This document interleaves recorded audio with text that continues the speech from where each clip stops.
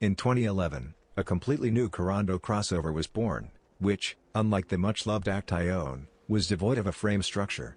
Let's see how the Koreans managed to avoid the usual childhood illnesses in such cases. Surprisingly, there are still no massive and serious claims to this car.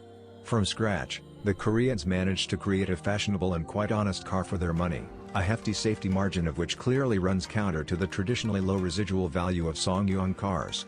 However, it was not without drawbacks either. In Ukraine, Korando was offered with two engines to choose from, gasoline and turbo diesel. Both are 2.0 liters, but the first one produced 149 horsepower, and the second, 175 horses. Later, a 2.2-liter turbo diesel with 178 horsepower appeared. Meanwhile, there are not many complaints about engines, and those that exist are not at all critical. For the gasoline engine, the main complaint was extraneous sounds and clanging when starting a cold engine. The valve timing regulator or the extended timing chain are acting up. The peak of complaints falls on cars with 100,000 mileage. However, there are a lot of cars with high mileage, which this fate has passed. For a diesel engine, a complaint about the useless resource of the exhaust gas temperature sensor on the turbocharger is considered on duty.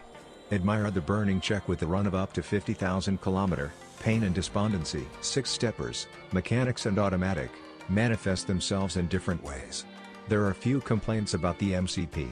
But repairs after 100,000 kilometers, it happens, overtakes the Australian automatic transmission attached to the diesel engine. With a gasoline engine, a Hyundai automatic works much more successfully, but the suspension does not indulge in reliability.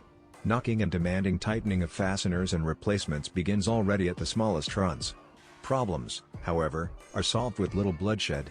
The main consumables are the CV joint boot, front wheel bearings and, of course, the stabilizer struts. The body and paintwork hold up no better, but no worse than the average modern level without obvious flaws. Decorative chrome fades in a couple of winters, and Korando owners have learned to put up with the finish and build quality of the interior. The car is actually cheap. Such is the demand from her. The creaking of the driver's seat, crickets, an unimportant fit of the plastic trim, a quickly peeling steering wheel and non-critical electrical failures, it's all there. However, this does not make the car less attractive for its money in the secondary market. The Australian machine has jolts when shifting to second gear and after stopping. Changing the firmware of the box ECU, alas, does not help everyone. The problem remains when changing the oil in the box, it must be at least 1.5 liters. The cost of repairing automatic transmissions traditionally rolls over. There are complaints about the untimely connection of the all-wheel drive. One of the main disadvantages of gasoline engines is the winter start, in which the speed floats, and then the engine stalls. Mechanics rightly suspect the wrong angle of the fuel rail installation, air leakage and sweating near the nozzles were noticed. A common ailment of a diesel engine is a dying turbine exhaust gas temperature sensor every 30 to 50,000 km. The cost of a new CV joint boot is low, but they need to be changed often. The front wheel bearings are replaced as an assembly with the hub. Need to look after the rear stabilizer bracket. Support bearings are also weak, replacement at 60,000 kilometers. Body and paint quality are not a contraindication to buying a car. The metal on the chips blooms quickly, but the rust converter solves the problems. The rear fenders are most vulnerable to chipping at the top of the rear lights. Probably, with a diagonal load, the fifth door walks and rubs. There are definitely some problems with the rear lighting. Most likely, the lanterns overheat, which is why they often burst.